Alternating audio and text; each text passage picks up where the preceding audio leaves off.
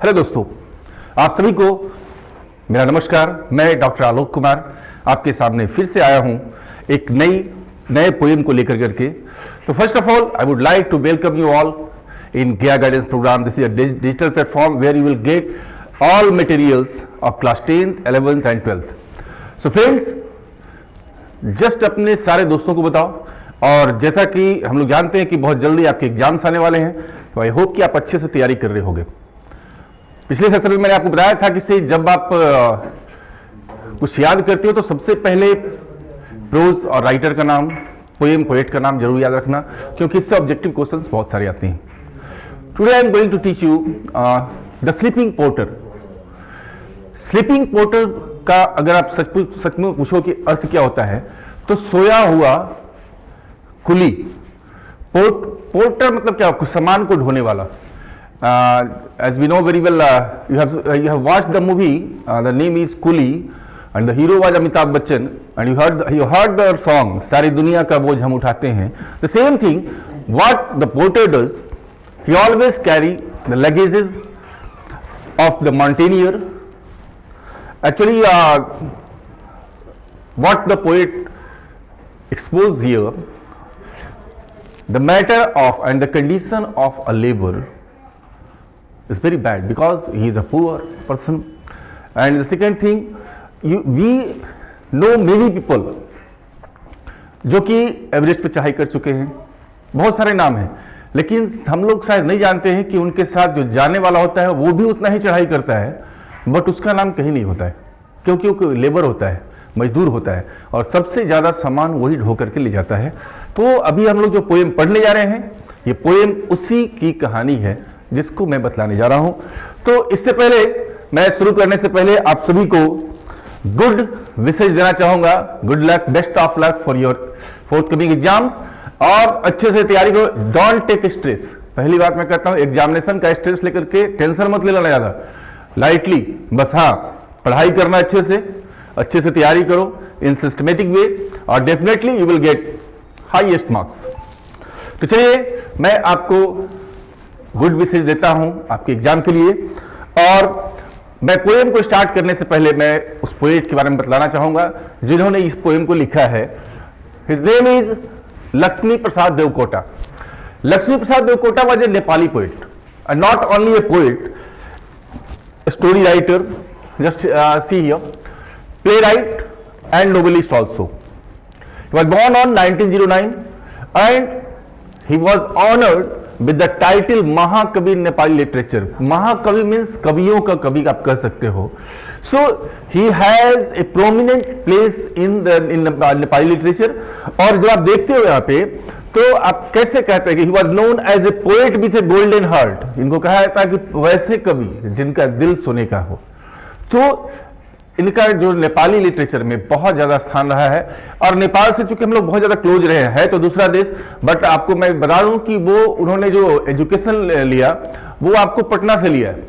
तो बिहार और नेपाल दोनों में ज्यादा दूरी नहीं होता है। बहुत सारे स्टूडेंट्स वहां नेपाली जो होते हैं आकर के पढ़ाई करते हैं। चलिए आगे देखते हैं। उनके कुछ खास जो वर्क थे, मुना मदन, सुलोचना, कुंजनी, भिखारी एंड शकुंतला, ये उनके बहुत फेमस क्रिएचर्स थे। और चलिए, तो बिना समय गंवाए मैं आप लोग को पढ़ाने जा रहा हूं the sleeping porter. Sleeping porter का मतलब मैंने शुरू में कहा कि सोया हुआ पोर्टर, लेकिन यहां पे जो सेंस है वो सेंस है सोता हुआ पोर्टर, सोता हुआ कुली। आप देखो, हम लोग सुबह सुबह मॉर्निंग वॉक करते हैं, व्यायाम करते हैं, but there no need of the exercises to the labour, इसलिए कि वो इतना हार्ड वर्कर होता है, हार्ड वर्किंग होता है, इतना कड़ा मेहनत करता है कि उसको ज्यादा अलग से एक्सरसाइज करने की आवश्यकता नहीं होती है। फॉर एग्जाम्पल, अगर हमको कोई कह दे कि भाई जाकर 50 ईंट उठाकर डाल दो, तो उसके बाद हमारे पूरे शरीर में दर्द होना शुरू हो जाएगा। और वो लोग तो 5-5 ईंट पर डे ढोते हैं, डालते भी है, उठाते भी है, कोई फर्क नहीं पड़ता है, क्योंकि वो बहुत, उनका शरीर जो होता है बहुत ही ताकतवर होता है। तो चलिए शुरू करते हैं इसको। This is a scene of Himalayas region, what I was describing here, कहते हैं 25 kilo load on his back, spine double bent. Friends, कभी आप पहाड़ पे चढ़े होगे ना, तो सीढ़ी पे चढ़ते होगे तो देखते होगे कि से ऐसे हम लोग झुक जाते हैं थोड़ा सा इस तरीके से, लेकिन जब कुछ ज्यादा सामान होता है आपके पास तो डबल बेंट, आपकी कमर ज्यादा झुक जाती है, उसके ऊपर कुछ सामान होता है। और आप विश्वास मानो कि जब ऊपर चढ़ाई चढ़ना हो तो ऐसे बिना सामान के तो हालत खराब हो जाती है।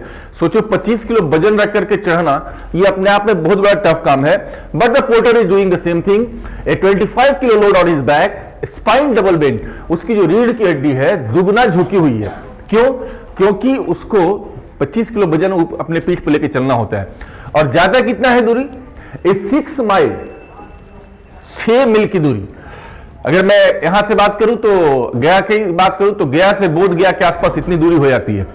अब आप सोच सकते हो कि नॉर्मली हम लोग 1 किलोमीटर 2 किलोमीटर आजकल नहीं चलते हैं, तो सोचो इतना दूर करना, कवर करना कितना टफ होता होगा। ए 6 mile climb up in the snows of winter. आप समझ सकते हो जाड़े की रात, जहां बर्फ की रात है, और उस सीजन में कोई व्यक्ति 6 मील चलता हो, 6 मील मतलब 9 किलोमीटर, 9.5 किलोमीटर। और उसका सिचुएशन कैसा है आप देखोगे। देखो हम लोग तो भैया ऊपर वाले का दिया हुआ बहुत कुछ है, संतुष्टि है, तो हम लोग कहते हैं जो उतना ही है जितना मैं अच्छे से मैं खा पी सकूं, रह सकूं, कपड़े अच्छे पहन सकूं। बट एक गरीब इंसान के साथ तो वो भी प्रॉब्लम है कि बेचारे के पास पहनने के लिए स्वेटर जैकेट तक नहीं है। आप देखिए यहां पे क्या कहता है, नेकेड बोन्स, उसकी हड्डियां जो नंगी हैं। इट मीन्स कि उसने कुछ पहना ही नहीं है, किसी तरह से कोई फटा कोई कपड़ा पहन लिया, बस चल दिया ऐसी। स्केलेटन लाइक फेल फ्रेम, और उसका जो आकृति है ना वो लग रहा है कि एक नरकंकाल है। मतलब खाने के लिए तो है नहीं, उसके पास पैसे नहीं है, बहुत गरीबी क्या है, तो किसी भी तरह से कुछ भी खा लिया, कुछ भी कहीं भी रह लिया। तो आप समझ सकते हो कि उसका शरीर पूरी तरह से एक तरह से कंकाल है, फिर भी yet facing an uphill task, फिर भी वो इतना कठिन काम को वो कर रहा है। बहुत बड़ा टफ काम होता है। अब देखिए क्या कर रहा है वो, ही चैलेंजिंग द माउंटेन। वो उस पर्वत को चैलेंज कर रहा है कि देखो मैं इस ठंडी रात हो, जाड़े की रात हो, बर्फीली रात है, बर्फीला समय हो, फिर भी मैं तुम्हारे ऊपर आ रहा हूं, मैं तुम्हारे ऊपर चढ़ूंगा, वहां तक पहुंच जाऊंगा मैं। अब कहता है कि से एक तो चलो उसका शरीर ऐसा है, दूसरा बोलते हैं he is bearing A black cap, एक काली टोपी उसे कहीं से मिल जाती है, उसको वो पहन रखा है। कहते हैं डर्टी स्वेट स्टेन, गंदगी का अंबार है वो, पूरा पसीने से तरबतर है, चूंकि उतना भारी लेकर के चला जा रहा है। अभी मैं बताऊं, जैसे मॉर्निंग वॉक अगर सुबह सुबह करोगे ना, तो सुबह में बहुत ठंडा लगेगा, 1-8 किलोमीटर के बाद फिर आप ही गर्मी आने लगा, 2 किलोमीटर के बाद पसीना आना शुरू हो जाएगा। तो वैसे सिचुएशन में जबकि सोचो वो तो ऊपर चढ़ रहा है, तो गर्मी के मारे इतना चूंकि हार्ड वर्किंग है कि पसीने से सराबोर है वो। His body is an abode of fleas and lice, और उसका घर जो है, उसका जो शरीर है ना, लीक ढीला जिसको बोलते हैं, हमारे यहाँ जू बोलते हैं, और चिल्लर का भरा मार है। मेरा एक नौकर हुआ करता था, वो भी जानते हो, महीना 2 महीना पर नहाता था, तो समझ लो उसका पूरा घर ही पूरा, उसका जो शरीर है ना उसमें भरा हुआ था। चिल्लर हो गया, खटमल तो नहीं, खटमल तो खटिए में होता है। हाँ, मैं उसका ढील लीक की बात कर रहा हूं, पूरा भरा पड़ा है। तो मान कर चलो कि वो कभी नहाता भी नहीं होगा, इस चलते उसका पूरा जो बॉडी है गंदगी का अंबार है। His mind is very dull, और वो थोड़ा सुस्त टाइप का आदमी, दिमाग से उतना तेज नहीं है, कोई पढ़ा लिखा नहीं है, नहीं पढ़ा लिखा नहीं है, तो कितना जितना उसको समझ में आता है उतना ही काम करता है वो।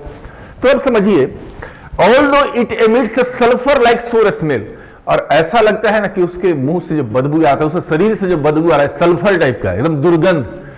सही बात है कि अगर मान के चलो कि अगर कोई 1-8 सप्ताह नहीं रहा है तो उसका शरीर कैसा बदबू देता है। सोचो कि महीना 2 महीना 3 महीना मतलब नहाता ही नहीं है जो बंदा, उसका शरीर कैसा बदबू आता होगा।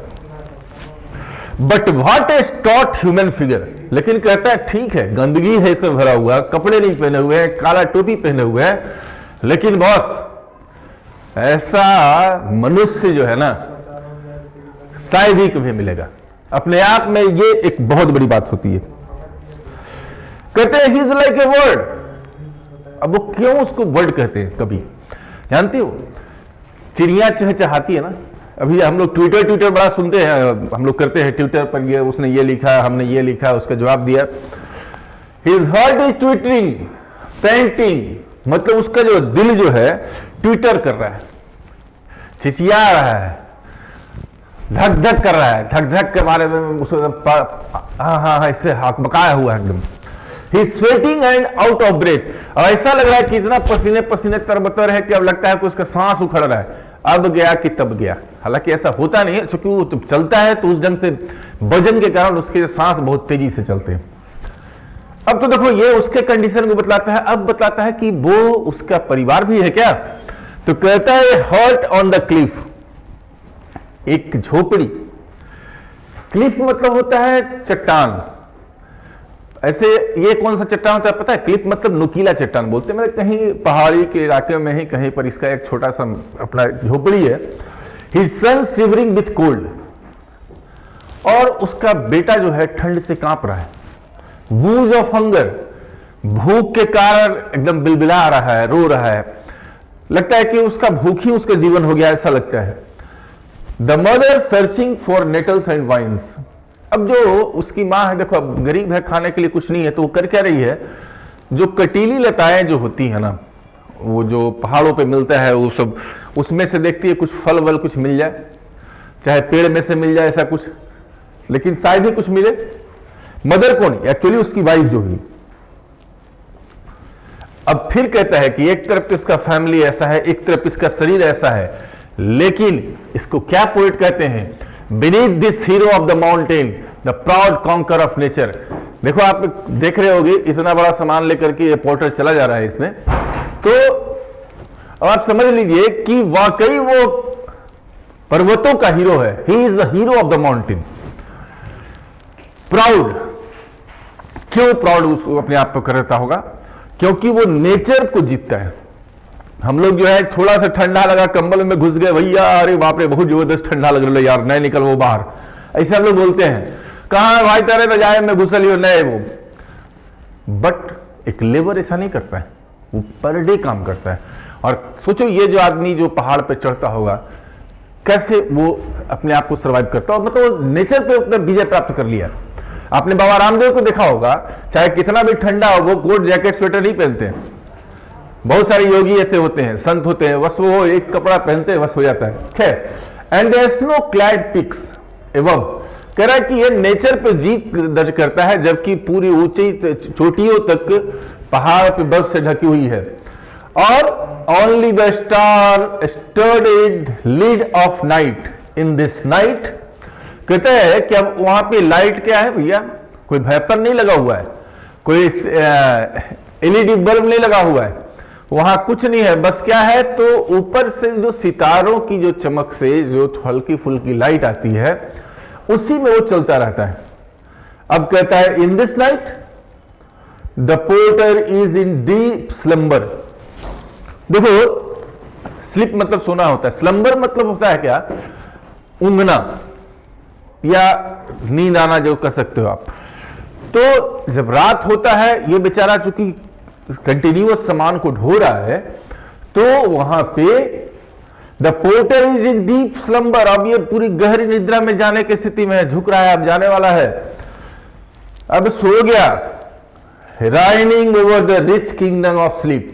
और ऐसा लग रहा है कि ये जो सोने का जो सबसे बड़ा साम्राज्य है, उसका ये राजा है, उस पर कब्जा करके आराम से सो रहा है। यहीं पर आपका पोएम जो है खत्म होता है। अब देखते हैं कुछ शॉर्ट क्वेश्चंस मैंने इसमें दिया है आपको, कि वैसा पूछ सकता है कि how much load does the porter have on his back.